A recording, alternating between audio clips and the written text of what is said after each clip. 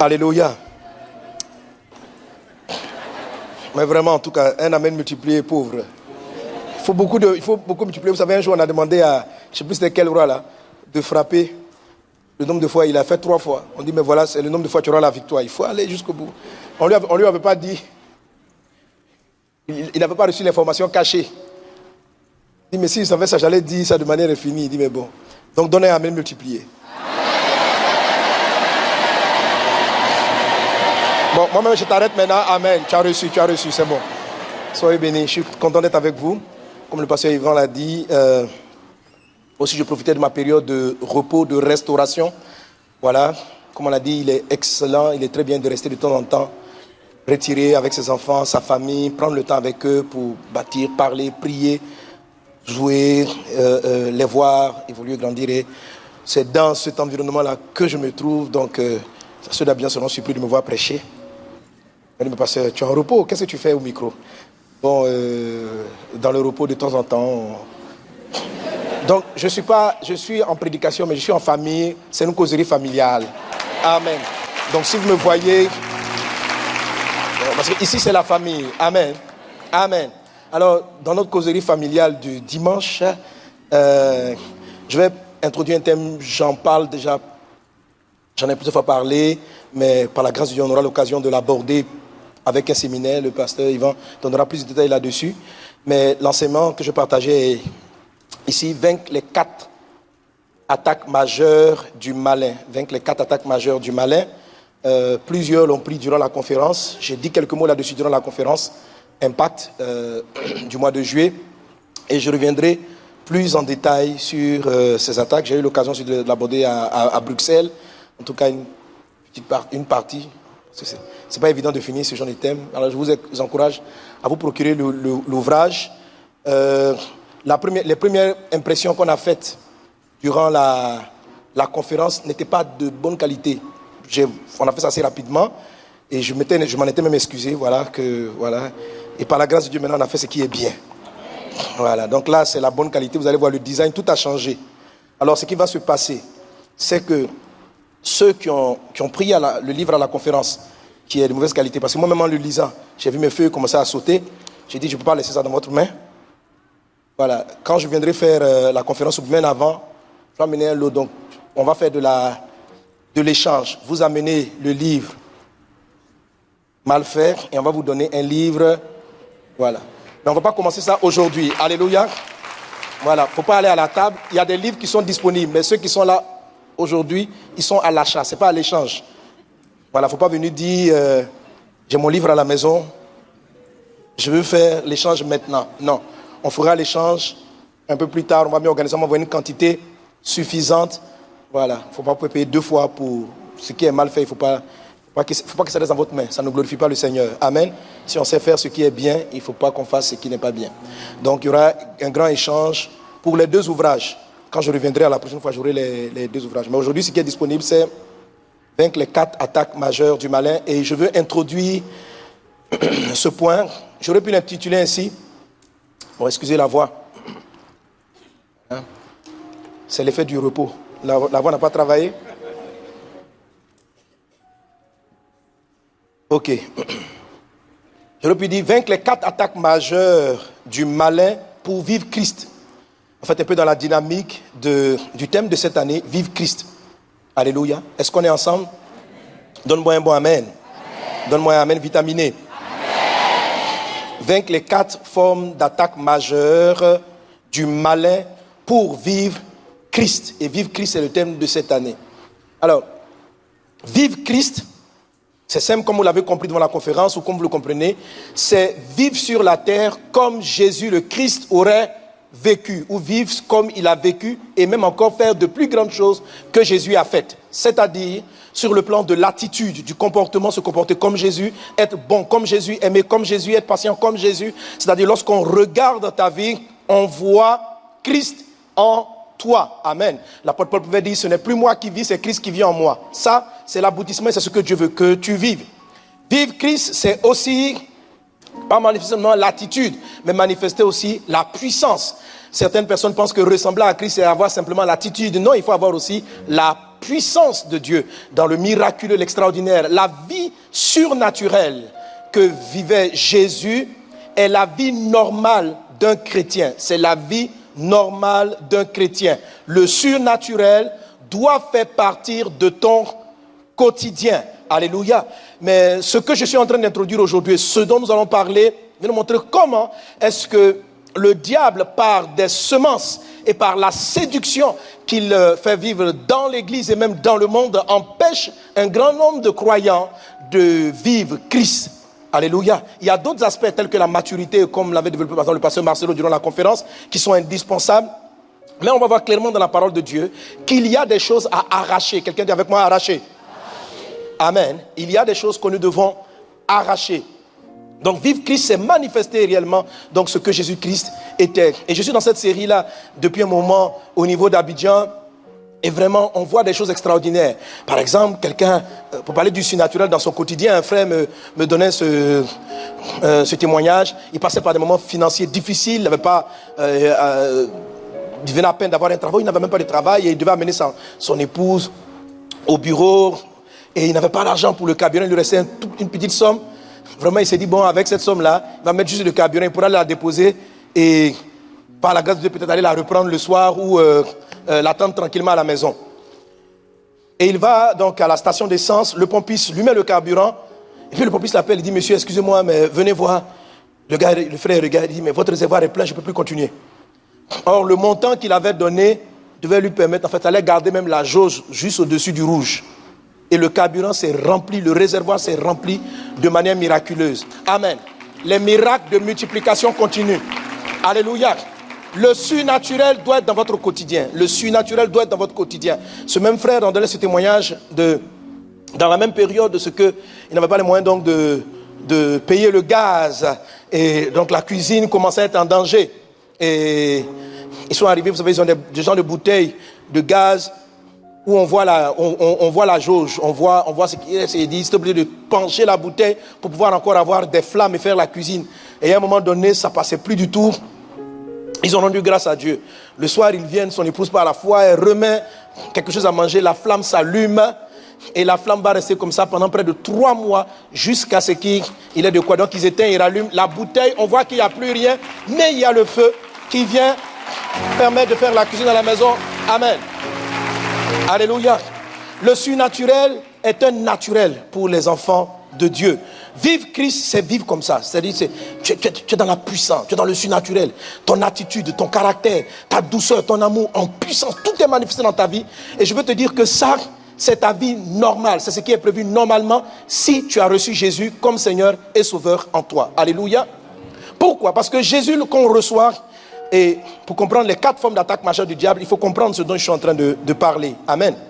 Avant de revenir sur ce point de la vie normale, lisons Apocalypse chapitre 12 à partir du verset 7. Apocalypse chapitre 12 verset 7. Il est dit, on peut le lire ensemble. Il y eut guerre dans le ciel. Michel et ses anges combattirent contre le dragon, et le dragon et ses anges combattirent. Mais ils ne furent pas les plus forts, et leur place ne fut plus trouvée dans le ciel.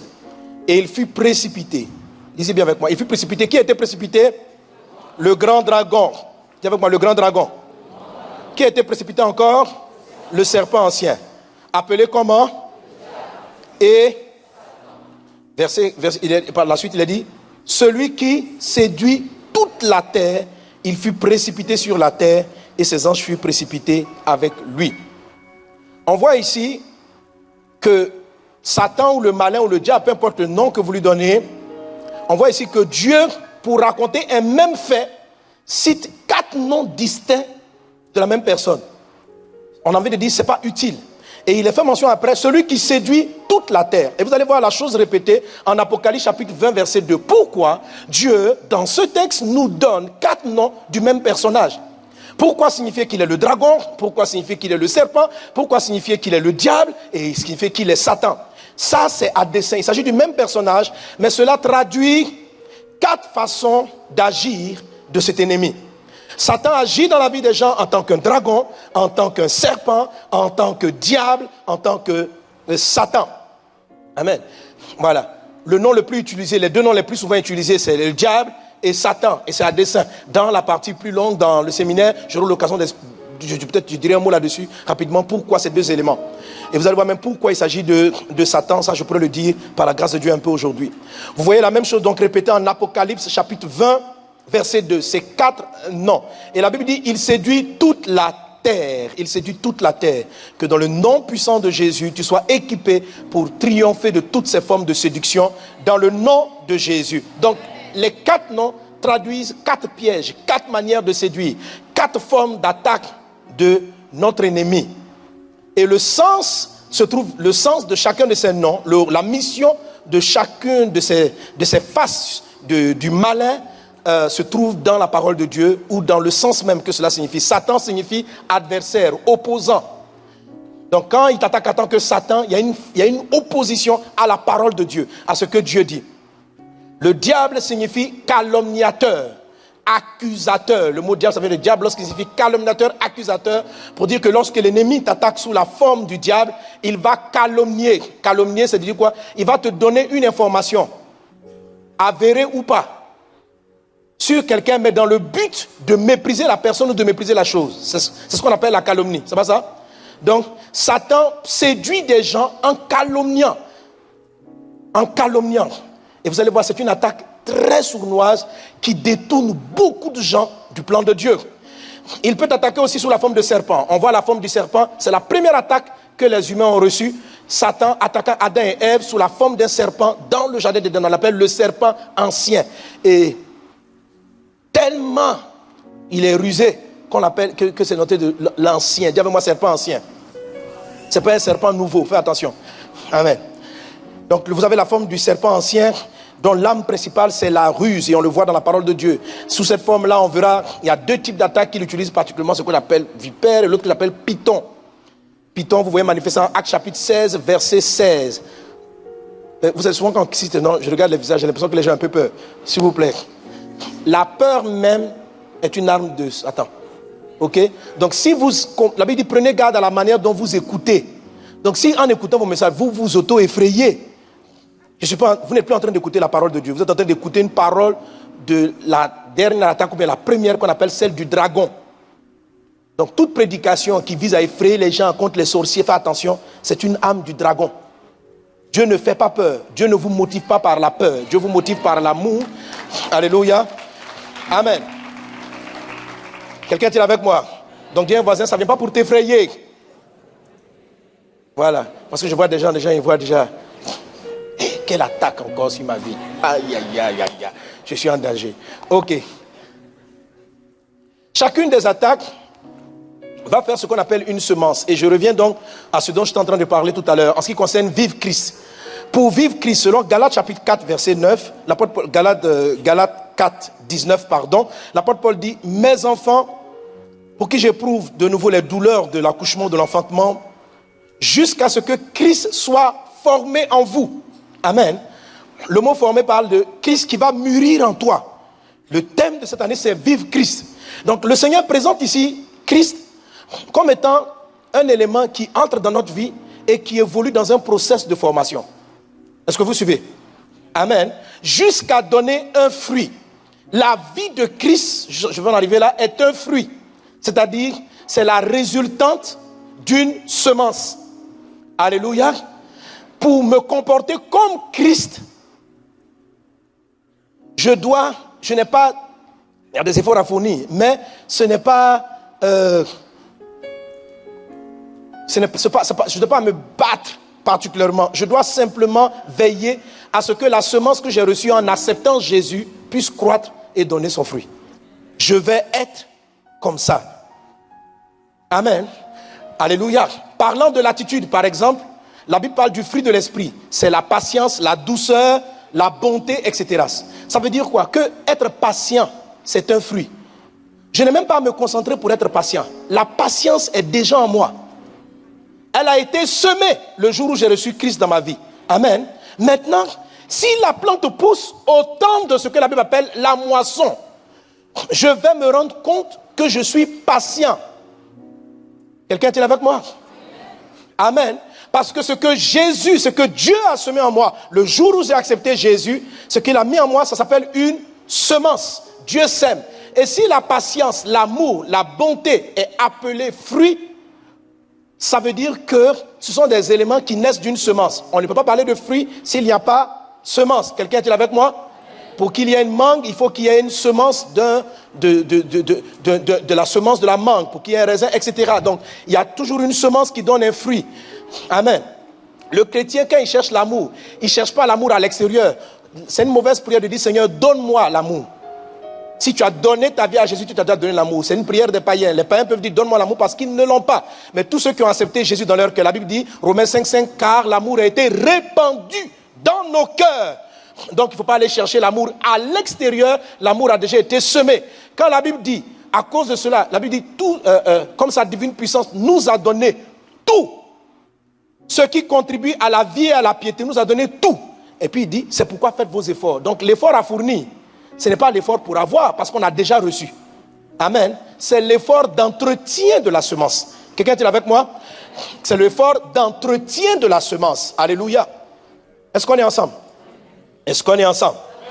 Donc, arroser, l'entretenir, sinon la semence meurt. Si je n'entretiens pas ma vie par la parole, dans la prière, dans l'adoration, je n'entretiens pas ma communion avec le Seigneur, le grain de l'amour, de la patience, de la bonté, le miraculeux, la vie surnaturelle ne peut pas se déployer parce qu'elle n'a pas pu mûrir en moi. Que la vie divine en toi mûrisse dans le nom de Jésus.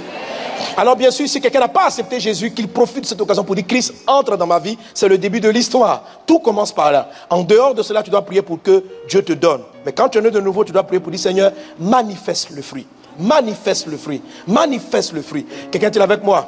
Même ton destin, ce que tu dois devenir, est déjà écrit en toi. Tu n'as même pas à te forger pour dire, Seigneur, est-ce que dans la vie tu veux que je fasse la politique ou est-ce que tu veux que je sois pasteur?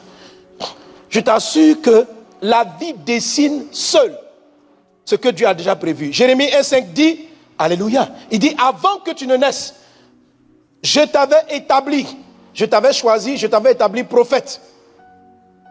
Donc avant que tu ne naisses, Dieu a déjà semé, il a déjà dit qui tu es. Joseph n'a pas eu à faire une concentration particulière pour devenir premier ministre d'Égypte. C'était déjà dit. Il a juste gardé sa communion avec Dieu. Quelqu'un est avec moi? Vous n'avez jamais vu Joseph quelque part parce qu'il a eu le songe. Je vais prier pour devenir premier ministre. En fait, il ne savait même pas ce qu'il allait devenir exactement. Le plus souvent, la semence est très floue dans notre esprit. Personne n'arrive. C'est très difficile de savoir exactement la forme de ce que Dieu va vous donner après. Vous avez une vision qui peut être très floue. C'est le début de c'est la semence. Quelqu'un est avec moi? Et la vie, la Bible dit, toutes choses concourent au bien de ceux qui aiment Dieu et qui sont appelés selon son dessein. Les circonstances vont vous amener directement vers ce vers quoi Dieu vous a destiné. Qu'est-ce que je suis en train de dire? Tu es en train de demander, mais Seigneur, qu'attends-tu de moi dans la vie? Depuis là, je suis en mode stationnaire, attendant, je dois faire la médecine ou je dois faire ceci. C'est quoi mes œuvres de destinée? Amen. Je n'ai pas dit qu'on ne doit pas faire ce genre de prière, mais il faut savoir que tout est déjà inscrit en toi par une semence et ça va apparaître. Le manguier, avant de donner ses mangues, il ne prie pas pour savoir Dieu. Qu'est-ce que je fais? Je produis des mangues ou des oranges? Ou je produis, oh Père, je t'en supplie, quel est mon destin? À quoi m'as-tu destiné? À faire des mangues ou à faire des oranges? Non, c'est déjà semé. Si on a semé orange, tu ne peux pas donner de mangue. Tu vas donner une orange, tu vas donner des oranges, etc. Quelqu'un est-il avec moi? Si on t'a semé prophète, tu vas finir prophète. On t'a semé pour être un chef d'État, pour diriger. Le fruit, dans sa maturité, dans son accomplissement, va donner ce qu'il doit donner. Quelqu'un est-il avec moi? Par contre, tu peux agir pour qu'il y ait un plus, pour que ce soit multiplié. La surabondance va dépendre de toi, de la manière dont tu sais enlever, arracher, comment on appelle ça, les mauvaises plantes, les mauvaises branches, voilà, élaguer la plante, c'est ce qu'on appelle la mort, amen, pour permettre aux fruits, pour ne pas avoir deux mangues. Voilà, mais sinon tu ne peux pas donner une orange. Mais si tu donnes deux mangues, frère, j'avais dit Jésus est venu pour que les brebis aient la vie et qu'elles soient dans l'abondance. Et l'abondance est multipliée par la mort. Quelqu'un est avec moi? Alléluia. Le grain qui tombe en terre, s'il ne meurt, il reste seul. Mais s'il meurt, il porte beaucoup plus de fruits. Donc la mort ne nous révèle pas le fruit, la mort multiplie le fruit de ce que Dieu a semé. Quelqu'un est-il avec moi? Quelqu'un est-il avec moi? Que Dieu te bénisse abondamment. Alléluia. Donc Dieu sème. Dis avec moi la semence. Maintenant, la Bible dit ceci, en 1 Pierre chapitre 1, verset 23. 1 Pierre 1, 23, la Bible dit, bon, d'abord j'ai parlé de la semence, mais la Bible dit en 1 Pierre 1, 23, que la semence de Christ, la semence de qui tu seras, est une parole. La semence de Dieu est une parole. Amen. Est une parole. Ce n'est pas un grain de maïs, c'est une parole. 1 Pierre 1, 23. Puisque vous avez été régénérés, non par une semence corruptible, mais par une semence incorruptible, par la parole vivante et permanente de Dieu. On peut le lire ensemble une fois de plus. Puisque, non par une semence, mais par une semence, par la parole vivante et permanente de Dieu. Ok? Le Seigneur dit, puisque vous êtes nés de nouveau, régénérés, transformés, par une semence. C'est quoi la semence? La parole de Dieu. Alléluia. Mais ici, il nous présente deux catégories de semences. Une semence qu'il appelle la semence incorruptible et une autre qu'il présente comme étant la semence corruptible. Écoutez, tous les problèmes viennent de la semence corruptible. La semence corruptible parce que ça corrompt les choses, parce que ça attaque, parce que ça désaltère, parce que ça peut affecter les choses que Dieu t'a données.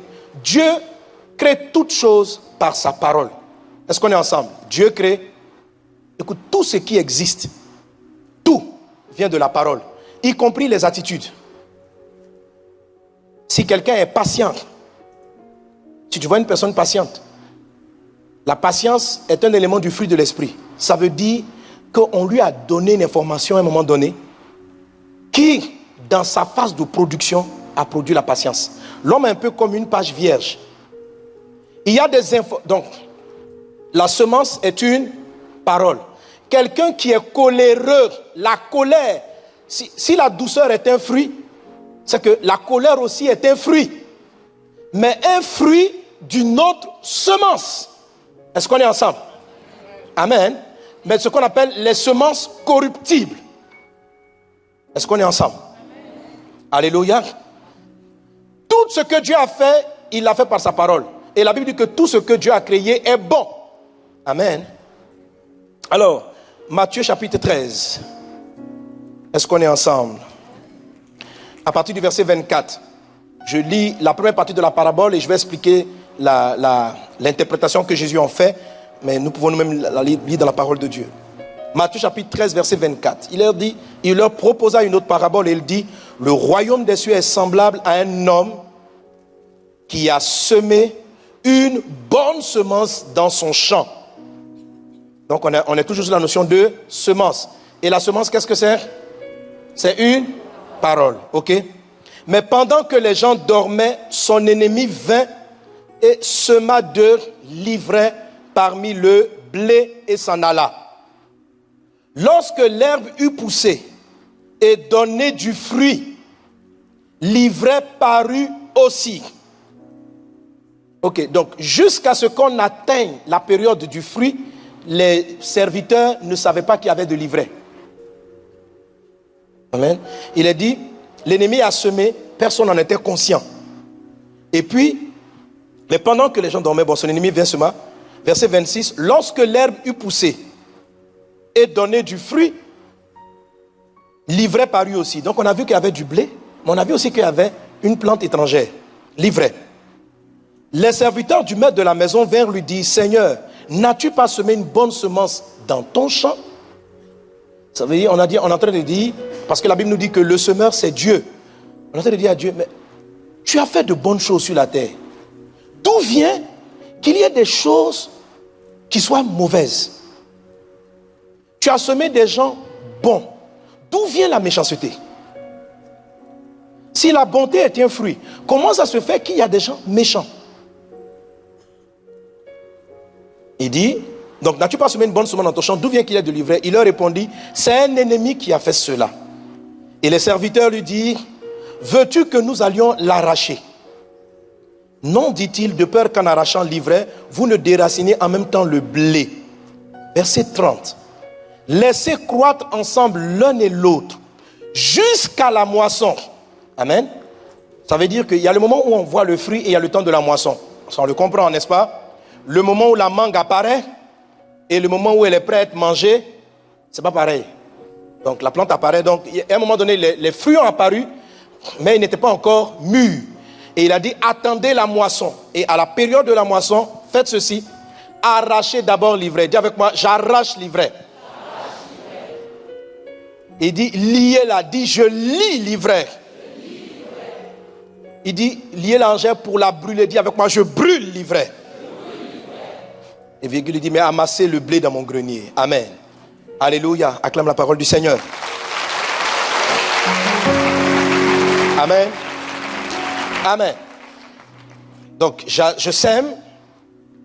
Dieu a semé la bonne semence. L'ennemi a semé les mauvaises semences. Et quand le Seigneur l'explique plus tard, il dit ceci, que l'ennemi c'est le diable, c'est Satan. Il a semé. Tout ce que Dieu a créé est bon. Mais il existe sur la terre des choses qui ont été semées par l'ennemi. Et là, Jésus a dit, il dit dans ce passage, pour pouvoir jouir des fruits des semences de Dieu, vous devez au préalable, il dit arracher d'abord, vous devez arracher d'abord l'ivraie pour que vous puissiez vous nourrir de la semence et du fruit de ce que Dieu a dit. Tout ce que Dieu fait, la paix dans ton foyer, c'est une semence que Dieu donne. Le mariage, c'est le fruit d'une semence. La destinée, tout est créé par la parole. La Bible dit, rien de ce qui existe n'a été créé sans parole. Le bonheur, c'est le fruit d'une semence. La réussite, que ce livre de la loi ne s'éloigne pas de ta bouche, médite-le jour et nuit. C'est alors que tu auras du succès, c'est alors que tu réussiras. La réussite, c'est quoi? C'est un fruit. C'est le fruit de quoi? De ce que quelqu'un s'est ensemencé, de ce que Dieu dit. C'est tout. L'échec, c'est aussi un fruit. Mais le fruit du quoi? De la semence corruptible, de la semence qui vient du malin. C'est une information. C'est quoi la parole? C'est une information. Pas forcément qui vient des lèvres, mais c'est une information. Il y a deux catégories de semences, comme je l'ai dit. Celle qui vient de Dieu, qui vient de Jésus, est appelée la parole. Au commencement était la parole est avec Dieu. Tout ce qui a été fait par elle. Amen. Et la semence corruptible, celle qui vient du malin, est appelée le mensonge. Elle aussi, elle ne crée pas, mais en fait, elle corrompt ce que Dieu a créé. Est-ce qu'on est ensemble? Amen. Mais tout ce que le mensonge a créé n'est pas vrai. C'est un mensonge. Le sida, est-ce qu'il existe? Répondez, est-ce que le sida existe? Est-ce que le cancer existe? Non, il existe. Il est réel. Mais le cancer est un mensonge. Le cancer n'est pas vrai. En fait, si vous voulez avoir la victoire dans la vie, acceptez et comprenez que tout ce que vous touchez, tout ce qui est palpable, comment dirais-je, ne vient pas de la vérité. Ce que tu vois peut être faux. Quelqu'un est avec moi? Tu peux voir que ton compte est vide, qu'il n'y a pas d'argent. Ça a envie de te dire que tu es pauvre, mais tu n'es pas pauvre. C'est un mensonge. La réalité, c'est qu'il n'y a pas l'argent dans ton compte. La vérité, c'est que tu es riche.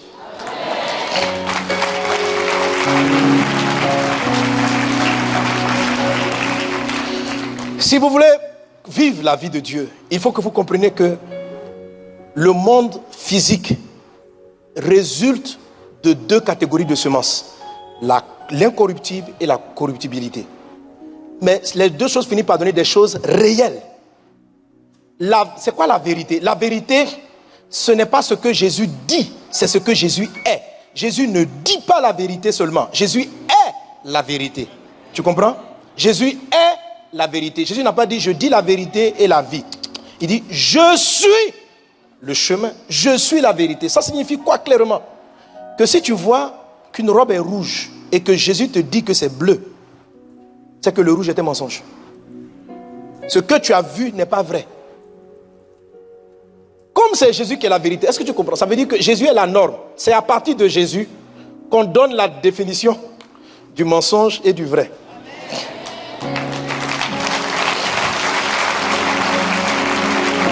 La Bible dit, la loi est venue par Moïse, la grâce et la vérité sont venues par Jésus. Quand je vais l'aborder en fond, là, non, je ne vais pas dire ça, ça va vous troubler. J'allais t'expliquer que la vérité n'a pas commencé même avec Moïse. Tout ce que Moïse a dit, ce n'était pas un mensonge, c'était la parole de Dieu, mais ce n'était pas encore la vérité. La vérité, c'est Jésus. Elle a commencé, la grâce et la vérité sont venues par Jésus. Ça veut dire quoi? Que du temps de Moïse, la vérité n'était pas encore là. La grâce et la vérité sont venues par Jésus. C'est pourquoi fais beaucoup attention à l'Ancien Testament quand tu le lis. Il faut l'interpréter en fonction de la vérité. Quelqu'un est-il avec moi? Quelqu'un est-il avec moi? Ok, Jésus te regarde et il dit, la Bible dit ceci. Par ces meurtrissures, vous avez été guéris. Jésus dit ça. Par ces meurtrissures, pas tu seras guéri. Tu as été guéri. C'est vrai ou c'est faux? Est-ce que tu crois? Donc, si par ces meurtrissures tu étais guéri, ça veut dire que tu es en bonne santé. Donc, si tu trouves la maladie, elle est vraie ou elle est un mensonge? C'est un mensonge. Mais pourtant tu es malade. Ok? Mais c'est faux. Tu n'es pas malade. Et tu dis, parce que je comprends ce que tu as dit. Mais moi, j'ai sérieusement... On a détecté l'hypertension. Oui, l'hypertension est réelle. Le diabète est réel. Mais il n'est pas vrai. Le cancer, c'est une tumeur visible. Mais ce qui est visible peut émaner d'un mensonge. C'est pourquoi il dit ceci. Quand tu veux changer les gènes, quand tu veux corriger un mensonge qui est devenu réel, quand ce n'est plus une idée, le mensonge n'est pas seulement une idée, le mensonge engendre une réalité. Tu vis la pauvreté, tu vis la galère, tu vis les blocages, ça c'est réel. Mais ça vient en contradiction avec ce que Jésus dit. Parce que Jésus dit qu'il s'est fait pauvre pour que toi tu sois riche. Ça c'est ce qu'il a dit. Mais ce que tu vis n'est pas conforme à ce qu'il a dit. Alors la question à te poser, est-ce que ce que tu vis est vrai ou c'est ce qu'il dit qui est vrai? Comme c'est lui la vérité, ça veut dire que ce que tu vis est faux. Amen. Un médecin a reçu un patient. Et il a vu que le patient allait mourir d'un cancer, je crois, je ne sais plus, en tout cas un truc dans le ventre, il allait mourir dans quelques temps. Il a recousu le monsieur et lui a dit, de toute façon il va mourir dans 2 ou 3 jours, ce n'est pas la peine de l'angoisser davantage, je vais lui dire que tout va bien. Quand le monsieur se relève de son sommeil, il dit comment je vais docteur? Il dit vous allez bien. Le patient va partir sous cette parole et il va commencer à dire je vais bien. On lui demande comment tu vas, il dit je vais bien, mon docteur dit je vais bien, je suis en convalescence, je suis en rémission, je vais bien. 1 an plus tard, il envoie un courrier pour dire merci au docteur. Le docteur regarde, il est surpris. Il dit, mais ce gars vit encore. Il dit, faites-le venir. Il fait venir, on l'ausculte à nouveau. Le monsieur, toute la tumeur, tout avait disparu. Pourquoi? Amen. Je l'expliquerai dans le livre, je l'explique. Pourquoi?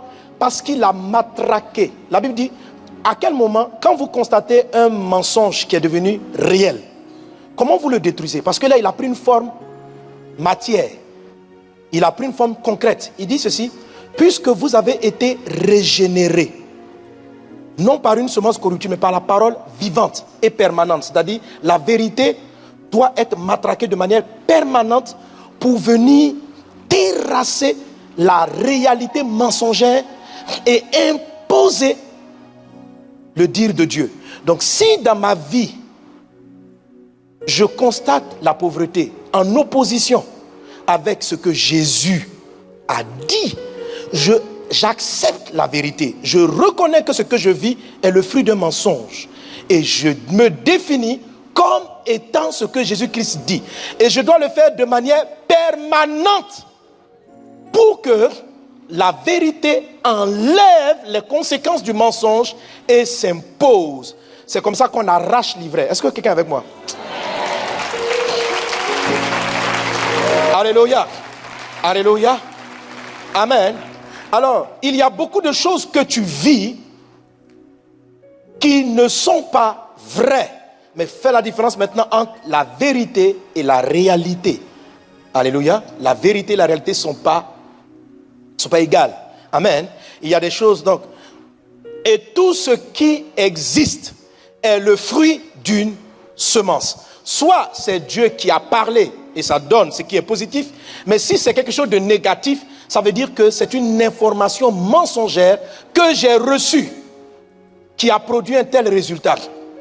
Si je suis né de nouveau, je ne peux pas me dire coléreux parce que le fruit de l'esprit, c'est la douceur. La colère ne peut pas venir de Dieu. Donc je ne suis pas coléreux, je suis doux. Mais la colère est le fruit d'un mensonge.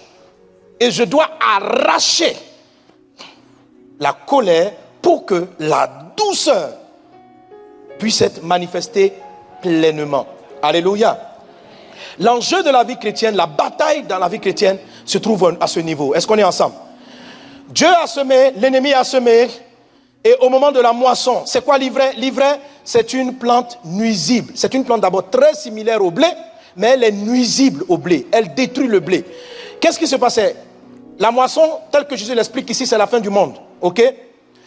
Mais la Bible nous parle de plusieurs moissons. La Bible dit, celui qui sème peu moissonne peu, celui qui sème abondamment moissonne abondamment. Il ne parle même pas du ciel. Donc on peut utiliser l'expression de moisson dans beaucoup de situations. Amen. C'est le moment où, quand j'ai mon bac, c'est parce que j'ai semé le travail qui m'a donné la moisson. Donc la moisson, c'est tout résultat d'un acte qui a été posé à un moment donné. Et la Bible dit que c'est au temps de la moisson qu'il faut traiter avec les ivraies. Quelqu'un est avec moi? Lorsque je commence à sentir, et il faut faire très attention, pourquoi Jésus a demandé que l'ivraie soit ôtée? Pour ne pas qu'on consomme et qu'on mélange le blé avec l'ivraie. Si vous ne séparez pas l'ivraie, malgré ce que Dieu vous a promis, vous allez vivre les fruits de la promesse combinés avec des semences du diable. Par exemple, le mariage. Jésus a semé la paix. Le fruit de l'esprit, c'est la paix. Mais combien de foyers chrétiens sont troublés? D'où vient la guerre au milieu d'eux? Ça ne peut pas venir de Dieu. Parce que tout ce que Dieu a semé, c'est bon. D'où ça vient? Ça vient d'une autre semence. Le couple est rentré dans le mariage et a commencé à vivre son mariage sans prendre le temps d'enlever l'ivraie. Ça peut être quelle ivraie? Par exemple, Dieu sème le mariage avec la paix. Satan, bien longtemps avant, il a semé dans ton cœur l'irritabilité, la colère et l'impatience. Et tu arrives dans ton foyer, tu moissonnes un couple venu de Dieu, donc le blé est là, mais à côté il y a l'ivraie et tu manges les deux à la fois. Alors c'est quoi? C'est un foyer où on se bat tout le temps, où il y a de la colère. Et la Bible dit, si tu veux jouir du blé, arrache d'abord l'ivraie. Il y a maintenant, donc arrache d'abord l'ivraie. Dis avec moi, ivraie, tu quittes ma vie. Dans le nom de Jésus. Dans le nom de Jésus. Alléluia. Alléluia. Mais pour enlever l'ivraie, il faut la reconnaître. Il faut pouvoir discerner. Parce que les deux sont ressemblants. Ça, c'est de l'ivraie. C'est pourquoi la Bible parle de la séduction. De la séduction. Le texte des 4 attaques du diable, dragon, serpent, diable et Satan, explique et présente 4 formes de semences du malin. 4 formes de semences du malin, semences qu'il faut arracher, semences qu'il faut... Lorsque vous allez commencer à sentir les fruits, que Dieu te délivre de toutes les semences dans le nom de Jésus. Dans le nom de Jésus. Alléluia. Alléluia. Alors visitons comme ça quelques semences. Comme je dis, on aura l'occasion d'entrer plus en détail dans ce message. Visitons comme ça quelques semences. Et voyons un peu les effets. Là, j'ai donné un exemple tout à l'heure. Jésus dit, le premier être qu'il présente, le dragon, le grand dragon. Dis avec moi, dragon, tu es vaincu. Ta semence est vaincue. Toutes les semences sont sournoises. La semence ou l'attaque du dragon consiste à voler tout ce que Dieu t'a donné. La semence ou l'attaque du dragon consiste à voler, à engloutir les dons que Dieu t'a donnés. La semence du serpent consiste à te détourner des voies que Dieu a tracées pour toi. La semence du diable consiste à calomnier tout ce que Dieu amène dans ta vie pour te produire, pour te propulser vers ton destin. Et il donne une information. La Bible dit que pendant que Jésus était à table, Jean chapitre 13, à partir du verset 1, il est dit, le mot qui est utilisé c'est le diable. Le diable avait déjà mis au cœur de Judas le dessein de le livrer. Donc, le diable, qui veut dire le calomniateur, a calomnié Jésus. Il y a des choses que Dieu envoie dans ta vie. Dieu peut même, par exemple, au moment où tu dois moissonner, j'aime les mariages, tu dois moissonner le mariage. Où tu arrives à l'église, tu dois rencontrer la bonne personne. Le diable peut venir semer et mentir contre la personne. Qui calomnie ta femme, calomnie ton mari. Il y a des problèmes dans les couples parce que le diable calomnie. Tu es couché dans ton lit. Et puis tu dis, mais ta femme, elle se prend pourquoi? Il faut que tu lui dises 2 mots. Et il te parle. Et tu entends et ton cœur commence à monter. Ou bien, une petite information, rien de grave n'est arrivé. Il va te dire, tu sais pourquoi elle tarde à rentrer à la maison? Parce que. Et ça m'a dit du mal. Et la personne n'est même pas rentrée, qui était déjà en colère. On a calomnié. Quelqu'un est-il avec moi? Quelqu'un est-il avec moi? La calomnie. Les parents de Jésus, la Bible dit, Jésus est arrivé. Il n'a pas pu faire un miracle dans son propre village. Pourquoi? Le diable était passé par là. Quand il est arrivé, ils l'ont méprisé. La calomnie fait quoi? La calomnie sert à faire mépriser quelqu'un. La Bible dit, ils ont méprisé. Qui est ce monsieur? Qui est-il? Or, ils transportaient leur guérison. Ils transportaient leur délivrance. Mais on le connaît. On l'a vu grandir. Satan, le diable, là c'est le diable, il a pris les informations qu'ils avaient de Jésus enfant, il leur a raconté une histoire, et comme ça, là-bas les gens sont morts avant le temps, les malades sont restés malades, les problèmes ont demeuré, pas parce que Dieu ne voulait pas les résoudre, mais parce que le porteur de la guérison a été méprisé. Et je vais vous dire ceci, parlant de la calomnie du diable, elle est dangereuse. Combien de fois elle a fait perdre des gens beaucoup de choses de Dieu? Ésaïe chapitre 53 verset 1, on peut afficher Ésaïe chapitre 53. La Bible dit, Ésaïe 53, 1. Lisons ensemble, 1, 2, 3. Qui a cru ce qui nous était annoncé? Qui a reconnu le bras de... Amen. On continue. Il s'est élevé devant lui comme une faible, comme un rejeton qui sort d'une terre. Il n'avait ni éclat pour attirer nos... Et son aspect n'avait rien pour nous plaire. On continue. Méprisé et abandonné des hommes, homme de douleur et habitué à la souffrance, semblable à celui dont on dénoue le visage. Nous l'avons dédaigné. Nous avons fait de lui aucun cas. Et on continue. Cependant, dis avec moi, dis, cependant, ce sont nos souffrances qu'il a portées. C'est de nos douleurs qu'il s'est chargé. Amen. Tout le monde sait que ce passage parle de Jésus, n'est-ce pas? Mais regardez comment Jésus est présenté ici comme étant le bras de Dieu. Qui a compris ce qui nous était annoncé? Qui a reconnu le bras de l'Éternel? Or, le bras de l'Éternel parle de l'intervention de Dieu. Ça veut dire, quand Dieu intervient, la Bible dit, c'est difficilement reconnaissable. Qui a reconnu le bras de Dieu? Tu as prié, Seigneur, guéris-moi. Dieu envoie sa main pour te guérir. Mais lorsqu'il agit, il dit, le bras de l'Éternel est faible. Il semble faible. Il n'a rien pour te plaire. Il n'a rien pour attirer tes regards. Pourtant, il porte tes problèmes. Il résout. Et c'est parce que justement, il a cette forme de faiblesse que le diable arrive à calomnier le futur miracle de Dieu. Quelqu'un est-il avec moi? Quelqu'un est-il avec moi? Dieu, il prophétise dans ta vie, il sème. Tu seras chef d'État. Satan vient semer, le diable passe, il sème. Or, pour arriver au chef d'État comme Joseph, il fallait passer dans la maison de Potiphar, être esclave. Et le diable arrive, il calomnie. Toi, fils de Jacob, comment tu peux te trouver dans un tel environnement? Et il aurait amené Joseph à mépriser le chemin que, arrivé chez Potiphar, c'était le bras de Dieu qui venait le conduire au sommet. Vous me suivez?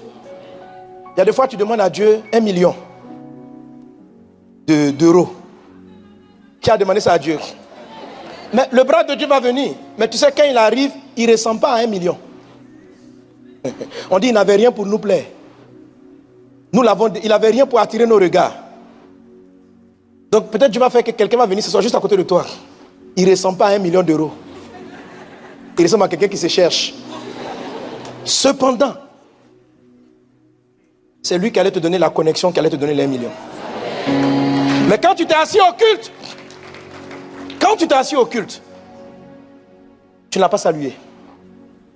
Tu l'as méprisé. En fait, tu ne te rends même pas compte tellement. Le diable dit, on ne salue que ceux qu'on connaît, on ne rit qu'avec les gens qu'on connaît. Il a calomnié, il nous calomnie les uns envers les autres. Parce que le miracle de ta vie vient toujours avec ton prochain. Toujours avec ton prochain. C'est toujours quelqu'un qui est à proximité de toi. La Bible dit ceci. Amen. De ces 2 commandements dépendent la loi et les prophètes. De quel commandement? Aime Dieu et aime ton prochain comme toi-même. Ça signifie quoi? Il dit toutes les prophéties dépendent de la manière dont tu aimes ton prochain. C'est qui ton prochain? C'est ton voisin. Il y a toujours quelqu'un que Dieu emmène dans ton voisinage qui transporte la prophétie. Il dit de ces 2 commandements, aimer Dieu, aimer son prochain, dépend la prophétie. Donc il y a des prophéties qui ne s'accomplissent pas dans ta vie dépendamment de la manière dont tu traites ton prochain. Maintenant, le prochain qui transporte ta prophétie, il n'a rien pour te plaire. Il ne ressemble pas.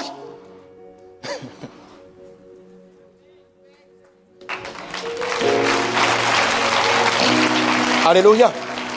Alors, quand vous suivez l'église, vous subissez, vous entendez des voix qui disent fais attention à telle soeur, fais attention à tel frère, méfie-toi d'un tel. Et que ça crée une forme de rejet vis-à-vis des gens. Ça vous fait classer les gens dans l'église. Ça vous fait éviter des personnes. Vous êtes victime du diable. Pourquoi on a rejeté la personne? Parce que justement, elle ne ressemble pas à quelque chose d'attrayant. Elle n'est pas la personne belle qu'on aurait. Elle n'est pas la personne bien habillée comme on aurait souhaité. Elle n'a pas notre style. Dieu dit, quand le bras arrive, il n'a rien pour te plaire. Il n'a rien.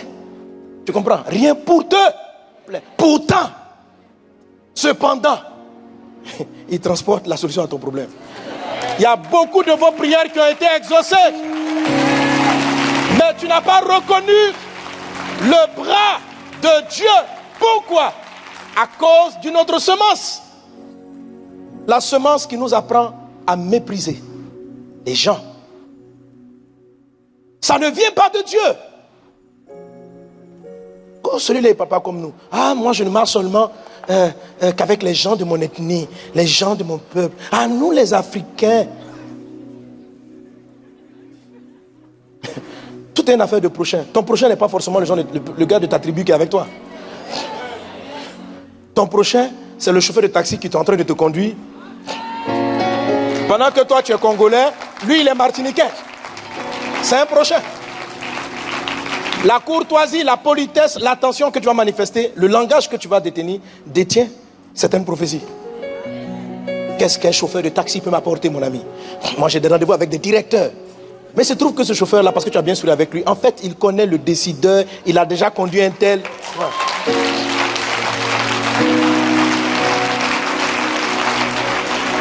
Alléluia. Amen. C'est un aperçu de l'attaque du diable. Elle est terrible. L'attaque du dragon. Un aperçu de l'attaque du dragon. Le dragon, je vous l'ai dit tantôt, c'est lui qui vole les dons. Je ne le dis pas par hasard. Je le dis de Jérémie chapitre 51, verset 34. Jérémie 51, 34. Lisons-le ensemble, 1, 2, 3. Nebuchadnezzar, roi de Babylone, il a fait de moi un vase, tel un, il a rempli son ventre de ce que j'avais de précieux, il m'a chassé. On garde le texte un moment à l'écran. Au début, il est question de Nebuchadnezzar, mais pour comprendre, la Bible le compare ici à un dragon. On n'a pas dit que Nebuchadnezzar est le dragon. Nebuchadnezzar a pillé Jérusalem et il est dit tel un dragon. Ça veut dire ce qu'il a fait, c'est le travail que le dragon fait. Tel un dragon, amen, tel un dragon, il a fait de moi un vase vide. Donc quand le dragon attaque, il vide. Il vide de quoi? Et il fait quoi? Il engloutit. Donc il vole, il engloutit et il remplit son ventre de ce que tu as de précieux. des choses et des capacités que Dieu t'a données, des dons de Dieu. Et les dons de Dieu pour ta vie, tu les as même avant de naître. Tu sais ça?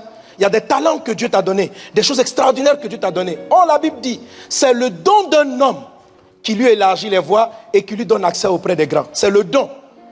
Alléluia. C'est parce que Dieu t'a donné une capacité de comprendre l'arithmétique, la comptabilité, que ça va s'ouvrir des portes. Tu comprends? C'est parce que Dieu t'a donné un talent dans le sport que ça va te faire de certaines faveurs. C'est parce que Dieu t'a donné un talent de chanter.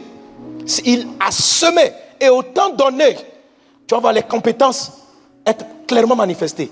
Et en même temps qu'il sème, il sème en même temps les opportunités. Les rencontres qui vont te conduire vers là. L'attaque du diable vient à te faire rejeter les rencontres. L'attaque du dragon vient essayer de faire disparaître le don. Quelqu'un est avec moi? Quelqu'un est avec moi? Et donc Dieu sème un don. Il dit à Jérémie, je t'avais déjà établi prophète. Jérémie n'a pas prophétisé à 6 mois. Jérémie a commencé à prophétiser à l'âge adulte. Mais avant, il était déjà prophète. Le don lui avait été donné. Tu as ton don. Maintenant, le dragon, il vole ce que tu as de précieux. Il engloutit ce que tu as de précieux. Et ce que tu as de précieux, c'est beaucoup de choses. Les enfants, la santé, etc. Ta santé est précieuse. Ta santé est précieuse. Et le dragon va faire ses semences. Par exemple, dans le livre de Timothée, le grand Timothée, fils spirituel, n'arrivait pas à vivre Christ dans ses dons. L'apôtre Paul pouvait dire à son fils, il dit, Timothée, ranime le don que tu as reçu par imposition des mains. Et il dit ceci, car, donc le car vient expliquer pourquoi le don de Timothée est éteint. Il dit, car ce n'est pas un esprit de timidité que Dieu nous a donné, c'est un esprit de force. Donc, Timothée était timide. Mais Paul lui dit, la timidité ne vient pas de Dieu. Comment quelqu'un arrive à devenir timide? Pour différentes raisons. Quand des circonstances sont créées pour rendre une personne timide, c'est le dragon qui est en train de travailler. Pourquoi? Pour engloutir. Ici, il n'a pas enlevé, mais il a englouti le don de Timothée. Par quoi? La timidité. Alors, quand tu es enfant, voyant que tu es quelqu'un de brillant, tu as une intelligence hors du commun, tu es quelqu'un qui a un don de chant extraordinaire. Alors, très tôt, quand Dieu a semé le don est semé avant que tu ne naisses. Quand tu rentres dans le sein de maman, la semence du dragon peut avoir été faite avant dans tes propres parents. Par exemple, il a semé, quand je vais vous montrer le verset à la plus tard, que le dragon sème la maladie. En fait, pour engloutir les dons, il rend les gens malades. La maladie engloutit les capacités d'une personne. Donc, comment il engloutit avec les maladies? Dans le dragon, vous avez la sorcellerie, les attaques de sorcellerie, vous avez toutes ces genres de choses. Ok? Donc, il vient semer, par exemple, le diabète, l'hypertension dans le sang des parents. Donc, Dieu dit à Jérémie, avant que tu ne sois formé, je t'avais établi. Donc, au moment où tu es formé, ça veut dire, tu existes avant de prendre une forme dans les entrailles de tes parents. Au moment de la forme, là où est constituée ta chair, là où est constitué ton sang, mais le sang que tu as est le sang combiné de tes parents, quelqu'un est avec moi, qui eux-mêmes peuvent avoir reçu une semence du dragon, en l'occurrence un diabète, une hypertension, la drépanocytose. La drépanocytose n'est pas vraie. Elle existe, mais elle est un mensonge. Dieu n'a jamais créé ça. Quelqu'un est avec moi? C'est la semence corruptible qui a corrompu les gènes. C'est pourquoi on dit, vous avez été régénéré par une semence vivante, par la parole vivante et incorruptible. Quelqu'un est-il avec moi? Donc, il sème et il arrive à corrompre les gènes. Quand il sème, alors tu nais avec ton don, tu nais, mais en même temps, il y a deux semences dans le champ. Il y a la semence de l'intelligence, il y a la semence de la maladie. Vous me suivez? Les deux croisent ensemble. Pour que tu puisses jouir de ton don, il faut arracher l'ivraie. Ou le dragon, pendant que Dieu a semé l'intelligence, une grande capacité dans l'administration, la déco et autres, il vient à côté et il sème la timidité. Il aime semer la peur. Et comment il sème cela? Quand tu es encore enfant, les gens se moquent de toi. On rit de toi, tu fais mal 2 ou 3 choses et les gens parlent. Oh, tu es ceci, tu es cela. Et au fur et à mesure, tu commences à être renfermé. Renfermé. Et tu vas éviter de faire les choses qui te mettent en avant. Et quand tu dis ça, parce que moi je n'aime pas, je rase les murs, c'est comme ça que je suis. Tu n'es pas comme ça. C'est la terre qui t'a rendu, c'est le dragon qui t'a rendu ainsi. Et ça fait qu'on ne sait pas qui tu es. On ne voit pas ton talent. Pourquoi? Tu as peur de balbutier. Mais il n'y a rien que Dieu ne fait qui commence en beauté. Tout ce que Dieu fait commence en balbutiant. Le grand chanteur va mal chanter un jour et on va rire de son chant.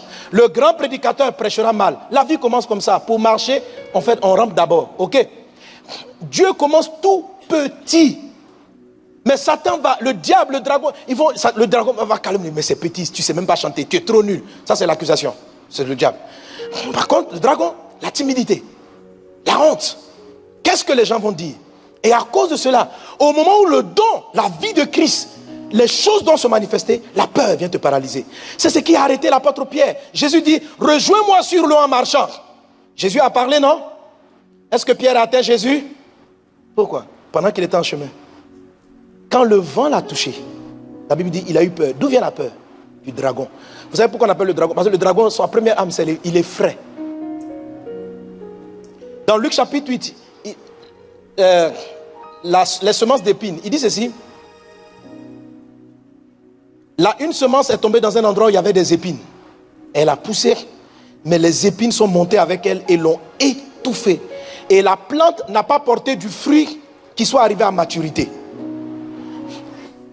Des épines qui étouffent, ça c'est le dragon, engloutisseur. Donc, la plante a donné, vous voyez des chrétiens, mais qui vivent jamais Christ. Parce qu'ils ont été traumatisés. Le monde est traumatisé par le dragon. Les gens ont peur d'entreprendre. Tout le monde cherche à être employé. Les gens ont peur d'entreprendre. Vous savez qui vous a traumatisé? Le dragon. Comment on verra les usines et la solution que tu apportes si tu es toujours traumatisé parce que tu as échoué 2 premières affaires? Moi, mon ami, je suis un gars simple. Je ne suis pas contre le fait d'être fonctionnaire. Je crois que c'est juste un tremplin. De travailler, c'est juste un tremplin. Mais tout le monde doit produire des fruits en abondance. Amen. Il y a un temps pour être employé, pour servir. Il y a un temps où on déploie. Un bon mentor, il t'emploie, tu sais. Et à un moment donné, il t'aide à te déployer. Quand le dragon est passé par là, vous n'allez jamais vouloir vous déployer. Et sans déploiement, le fruit ne peut pas paraître. J'ai peur, je ne peux pas oser, je ne veux pas. Si tu n'oses pas, ça n'apparaîtra jamais. Viens voisin, j'arrache l'ivraie. J'arrache l'ivraie. Qui a déjà discerné quelques ivraies enlevés? Il faut arracher l'ivraie. Il faut arracher l'ivraie. Quand l'ivraie pousse avec le blé, l'ivraie atrophie. Le dragon, il vole. C'est de lui que Jésus parle en Jean 10. Il dit, l'ennemi vient pour voler, égorger, détruire. Et vous allez voir, quand je traite, vous allez voir que le dragon, il vole par l'idolâtrie. Le pasteur va enseigner là-dessus, quand il était sur les autels, l'idolâtrie. C'est comme ça qu'il spolie. Pendant que les gens donnent leur esprit, c'est là qu'il prend. Parce qu'il y a égorgé, il y a volé, il y a détruit. Il fait 3 choses. Jean 10, 10. Le voleur ne vient que pour dérober. Il y a dérobé, il y a égorgé, il y a détruit. Et ça, c'est le travail du dragon. C'est pourquoi on dit le grand dragon, le serpent. On commence par lui. Il vole tes dons. L'impudicité. Le diable, le dragon et le serpent sont derrière. Tout ce qui est séduction, ils s'aiment. Voilà. La séduction pour la débauche sexuelle. Ça lui permet d'atrophier les dons des gens. Est-ce qu'on est ensemble? Tout ce qui est peur vient pas de Dieu. Alors, la première des choses, ça va qu'on finit aujourd'hui. Ne t'identifie jamais à une semence, à une des 4 semences. Le dernier élément, c'est Satan.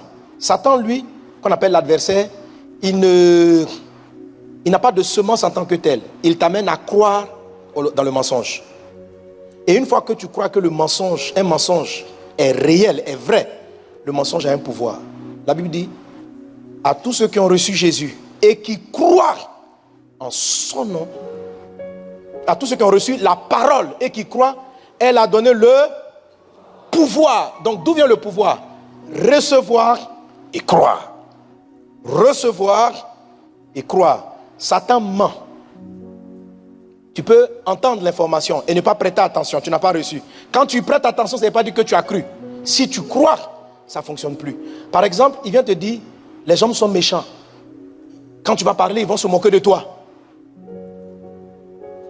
Tu dis, ok, tu reçois l'information, tu commences à te méfier des autres.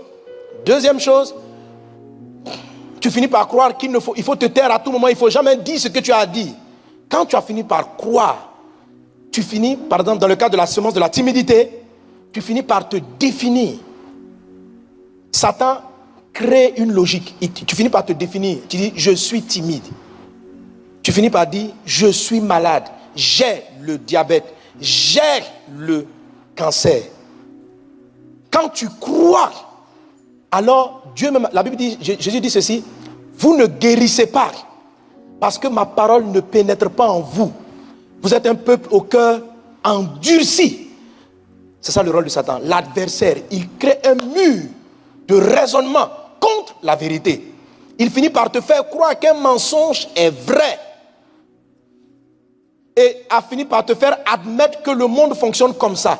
Satan ne veut pas te donner simplement des idées. Il crée un système de pensée. C'est pourquoi en Jean 16, 23, il est dit de lui. Voilà comment Jésus décrit l'attaque de Satan. Jean 16, 23, on peut voir ça rapidement. Il dit ceci. Jésus a dit à Pierre. Non, il dit, bon, je crois que c'est plus loin. Arrière de moi, Satan. Trouve-moi le verset exact, pardon. Il dit, arrière de moi, Satan. Car tes pensées. Voilà, mais c'est le verset combien? 23, c'est ça? Oui. J'ai dit quoi? Matthieu 16, 23, ok. Mais Jésus se retournant, dit à Pierre, arrière de moi qui? Arrière de moi qui? Il dit, tu mets en scandale. Point virgule. Qu'est-ce qui explique que c'est Satan ici? Car tes pensées ne sont pas les pensées de, mais celles des. On aurait voulu qu'il dise, ce n'est pas les pensées de Dieu, c'est celles de Satan, non? Il dit, je vois Satan parce que Pierre, tu raisonnes comme un humain. Donc, qui est l'attaque de Satan? Satan crée le système de pensée des hommes. Ça veut dire les choses qu'on trouve logiques, quoi. Les choses qu'on trouve raisonnables. Tout le monde a fini par admettre que si on n'a pas d'argent, on ne peut pas faire. L'argent détermine nos capacités et nos incapacités. C'est un mensonge. Jésus, sans argent, a multiplié les pains. Quand vous croyez en ce mensonge, vous empêchez Jésus de faire un miracle dans votre vie. Il ne peut pas. Parce que tu ne crois pas qu'en dehors de l'argent, il puisse te faire voyager. Tu veux aller en vacances, tu veux te faire plaisir, tu ne crois pas. Tu dis, ah, mon compte en banque ne me permet pas. Il dit, mais je peux. Est-ce que tu as dit que je compte sur ton compte en banque? Non. Parce que sans argent, mais Seigneur, comment tu veux que je construise ce projet? Mais je vais le faire avec toi. Mais ce n'est pas possible. Il n'y a pas l'argent dans mon compte. Tu es en train de dire à Dieu que, en dehors du chemin de l'argent, il n'a pas d'autres ressources de te faire ça. Pourquoi tu l'as dit ça? Parce que le monde a fini par nous faire croire que l'argent fait tout et sans argent on ne peut rien. C'est un mensonge. Et ça tue des ministères, des grands évangélistes qui doivent parcourir les nations, n'y vont jamais parce qu'ils n'ont pas l'argent. Des gens qui doivent bâtir des entreprises n'y vont jamais parce qu'ils ont fini par croire que l'argent dirige le monde et que sans argent on ne peut rien faire. Jésus a nourri la foule. Comment veux-tu voir des miracles de multiplication si tu crois que sans l'argent on ne peut rien faire? Tu as fini par croire, mais tu crois un mensonge. Tu crois un mensonge, le docteur t'a dit que ce mal est incurable. Qui t'a dit ça? Le docteur, pendant qu'il parlait, le dragon parlait. C'est un mensonge. Et comme tu ne crois pas qu'on puisse guérir, que veux-tu qu'on fasse? Quelle que soit la prière qu'on fera, ça ne passera pas. Parce qu'il y a une adversité en toi. Satan, il crée un mur. Il faut le terrasser. Satan, c'est lui qui vient conclure les 3 attaques. Il amène à croire à ceux qui l'ont reçu et qui croient. La parole a donné le pouvoir. Le pouvoir d'un mensonge, c'est la croyance. Si tu crois un mensonge, le mensonge a du pouvoir. Tant que tu n'as pas cru, il n'est pas puissant. Au commencement était la parole. Laisse-moi te dire, au commencement du mal était le mensonge. Et le mensonge était avec Satan. Et le mensonge était le diable. En lui était la mort. Et la mort était les ténèbres des hommes. Le mensonge est venu. Et à ceux qui l'ont reçu, Le mensonge a donné un pouvoir. Le pouvoir de devenir enfant du diable. Le mensonge. Et il y a 4 formes de mensonge. Paralyser tes œuvres, empêcher les miracles, atrophier le blé, la semence de Dieu. Tu dois arracher l'ivraie. Tu dois arracher l'ivraie. Pour vivre Christ, arracher d'abord l'ivraie. Alléluia. Alors ne t'identifie pas, on va se tenir debout. Quelqu'un vient de me dire, mais pasteur, comment je peux aller dire au docteur? Parce que Dieu dit que je suis guéri. Mais mon corps m'explique que il a une tumeur, il a un malaise. Alors, c'est très simple. Ne t'identifie pas à l'ivraie. L'ivraie ressemble au blé, mais l'ivraie n'est pas le blé. L'ivraie détruit le blé. Qu'est-ce que je dois faire? Quand tu sens un malaise dans ton corps, ne dis jamais « je suis malade ». Même si tu vas voir le docteur, dis au docteur « mon corps est malade ». Tu dis au docteur « mon corps a mal à la tête ». Tu comprends la différence? Jésus à la croix, à Gethsémani, pardon, il n'a pas dit « je suis triste ». Il dit « mon âme est triste ». Je vous ai expliqué souvent cela, ce qu'il appelle la dissociation. Tout ce que Dieu a fait est bon. Et ton esprit qui est régénéré, il est patient, il est doux, il est bon, il est miraculeux. Ça, c'est ce que tu es. Mais ce que ta chair et ton sang sont, ils viennent de tes parents. Donc à l'intérieur, il y a eu des semences. Quand Satan sème, il sème dans ton âme et dans ta chair. Le truc, c'est que tout te déplace. Arrache l'ivraie. Alors si tu vas voir le docteur, il dit docteur, qu'est-ce que tu as dit? Il dit docteur, ma tête a mal. Ta tête a mal. Donc tu as mal à la tête? Non, je n'ai pas mal à la tête. C'est ma tête qui a mal. Mais toi, tu as mal alors? Non. Il dit qu'est-ce que vous avez? Mon sang a du diabète. Donc vous avez le diabète? Non, je n'ai pas le diabète. C'est mon sang qui a le diabète. Moi, je ne suis pas mon sang. Moi, je suis un esprit qui suis dans un corps. Je ne suis pas mon sang. Amen. Oui. Je ne suis pas contre le fait d'aller voir les médecins. Mais parler le langage de Jésus. Il ne dit pas je suis triste. Mon âme est triste. On dit ne dis pas je suis timide. C'est identifier à une semence. C'est de croire à une semence. Et quand tu définis je suis timide, la parole de le blé de la force, le blé du courage a des problèmes. Parce que tu conserves l'ivraie de la timidité. Tu dois dire mon âme a de la timidité. Quand tu t'identifies, tu peux arracher. Quand tu te dissocies, pardon, tu peux arracher. Parce que ce n'est pas toi. Toi, tu es fort. Pourquoi? Parce que Christ est en toi. Christ, la vie a été semée, la santé. Tu es en bonne santé. Parce que c'est la vérité. À la croix, il a porté tes maladies. Elles ont déjà été crucifiées. Alors, ce qui ne peut rester est dans ton corps. Au nom de Jésus. Maintenant, mets la main sur le cœur et identifie tout ivraie. Pendant que la parole parlait, le Saint-Esprit a mis la parole sur un ivraie en particulier. Dis au nom de Jésus, je t'arrache ivraie. Je t'arrache ivraie. Cite l'ivraie qui te concerne. Cite. Arrache cette ivraie. La peur, la honte, une maladie, un malaise quelconque. Au nom de Jésus, au nom de Jésus, au nom de Jésus, au nom de Jésus, au nom de Jésus, au nom de Jésus. J'arrache, j'arrache, j'arrache. Au nom puissant de Jésus. Dis avec moi, j'arrache l'ivraie. Ivraie, je te lis. Je te lis. Je te lis. Et je te jette dans le feu. Au nom de Jésus. Et je jouis de la semence, du fruit de Christ en moi. Au nom de Jésus. Amen. Acclame Jésus. Alléluia. Que le nom du Seigneur soit béni. Amen. Amen. Amen. Je crois qu'il y a beaucoup de choses à dire. On va les traiter plus tard. Mais vous avez le livre, l'ouvrage que vous pourrez prendre et puis Dieu par sa grâce va nous permettre d'aborder, de toucher chaque point, chaque prière, chaque combat. Il y a beaucoup de choses à dire.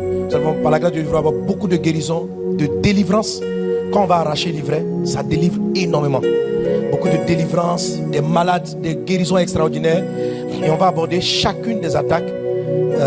Et par la grâce de Dieu, amen. Pour qu'au moins tu vois ton blé clairement, ce que Dieu a fait de toi et que tu puisses jouir. Que Dieu vous bénisse abondamment. Amen.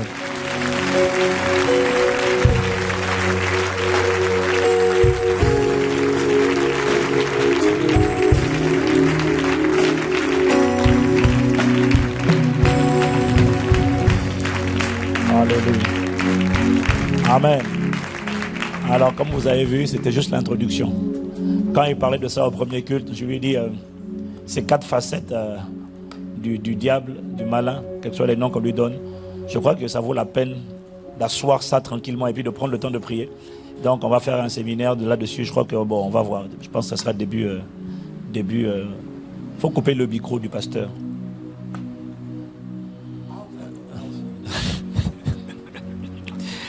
Et je crois que donc on va en faire un séminaire spécial de 4 jours. Je crois que ça va être en novembre. Amen. On va laisser passer, je crois, la conférence des femmes. Et puis après ça, on aura un moment. Qui croit que c'est une bonne idée? Voilà, alors acclamons le Seigneur pour la parole.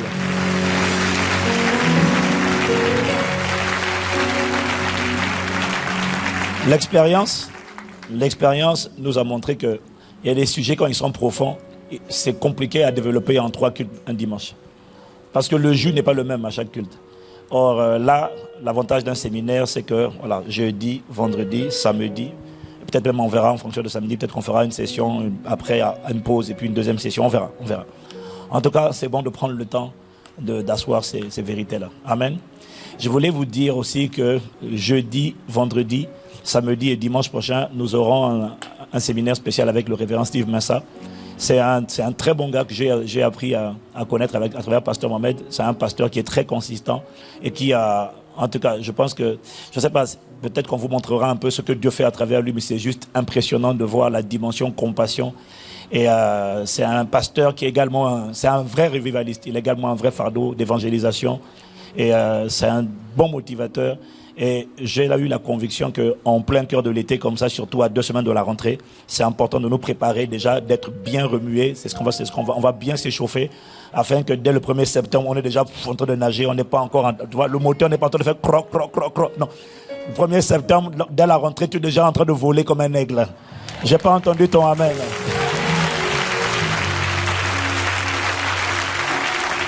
En tout cas, je crois qu'on ne sera pas déçu. C'est vraiment un homme de feu, un homme de passion, un homme de ferveur.